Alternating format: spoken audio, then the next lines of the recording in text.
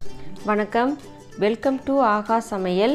இந்த வீடியோவில் நம்ம சாமரிசியை வச்சு தக்காளி சாதம் தாங்க செய்ய போகிறோம். அது எப்படி செய்கிறதுன்னு பார்க்கலாம். இப்போது இதுக்கு தேவையான பொருள் பார்த்துடலாங்க. தக்காளி 5, இஞ்சி பூண்டு பேஸ்ட்டு 1 டீஸ்பூன் அளவுக்கு எடுத்து வச்சுருக்கேன். மிளகாய்த்தூள் 1 டீஸ்பூன், கறி மசால் தூள் 1 டீஸ்பூன், உப்பு தேவையான அளவு, சோம்பு, கிராம்பு, பட்டை, ஏலக்காய், மஞ்சள் தூள் கொஞ்சம், 2 பச்சை மிளகாயை கீறி வச்சுருக்கேன், புதினா கொஞ்சம், கொத்தமல்லி கொஞ்சம் எடுத்து வச்சுருக்கேங்க. இப்போது இது எப்படி செய்கிறதுன்னு பார்க்கலாம். வாங்க வீடியோக்குள்ளே போகலாம்.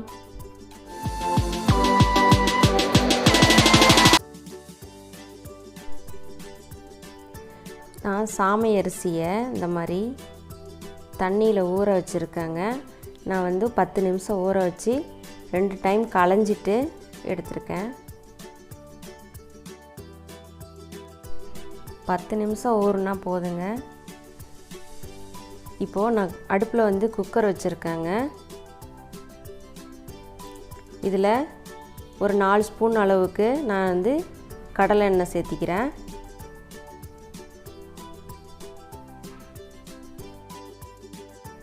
இதில் இப்போ 1 டீஸ்பூன் அளவுக்கு நான் நெய் சேர்த்திக்கிறேங்க.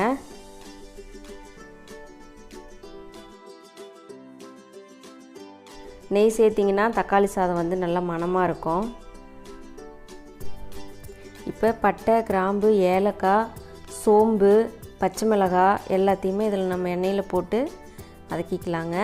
கண்டிப்பாக பச்சை மிளகாய் நீங்கள் இதை சேர்க்கணுங்க. பச்சை மிளகாய் தான் நல்லா மணமாக இருக்கும் இந்த தக்காளி சாதத்துக்கு. இஞ்சி பூண்டு பேஸ்ட்டை போட்டுக்கிறேங்க. இதை வதக்கிக்கலாங்க. நான் இதில் வெங்காயம் சேர்க்கலைங்க.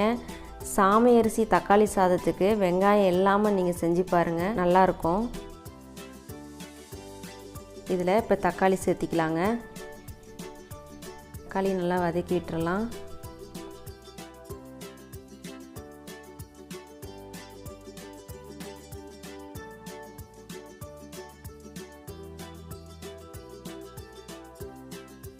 நான் இப்போ இதில் கொஞ்சமாக உப்பு சேர்த்திக்கிறேங்க, தக்காளி வதங்கிறதுக்காக.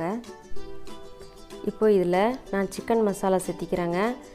நீங்கள் மட்டன் மசாலா வேணுனாலும் சேர்த்திக்கோங்க. இப்போ இதில் மிளகாய்த்தூள், கொஞ்சமாக மஞ்சள் தூள் போட்டு நல்லா கிளறி விட்டுறலாம்.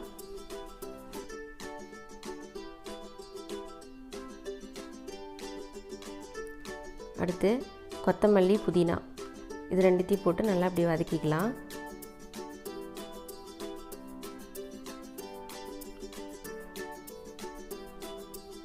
அடுத்து இப்போ இந்த அரிசியை நான் இதோட சேர்த்திக்கிறேங்க. சாமை அரிசி. இப்போ இதை அப்படியே கிளறி விட்டுறலாங்க. நான் இந்த டம்ளரில் தாங்க சாமை அரிசி அளந்தேன். இதால் 1 டம்ளர் அளந்தேன். இப்போது 1 டம்ளருக்கு 3 டம்ளர் தண்ணி வைக்கணுங்க. இப்போ இதில் தண்ணி சேர்த்துடலாம். 3 டம்ளர்.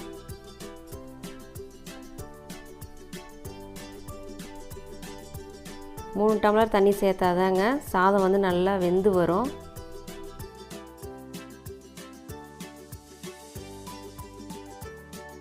கொஞ்சம் உப்பு சேர்த்திக்கிறேன். நான் தக்காளியில் ஏற்கனவே உப்பு சேர்த்திட்டேன்.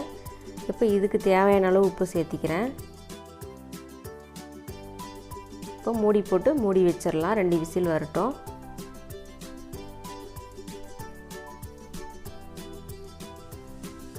பாருங்கள், 2 விசில் வந்துருச்சு. இப்போ அதை நான் ஓப்பன் பண்ணிக்கிறேன். பாருங்கள், நம்ம தக்காளி சாதம் சூப்பராக ரெடி ஆகிடுச்சு.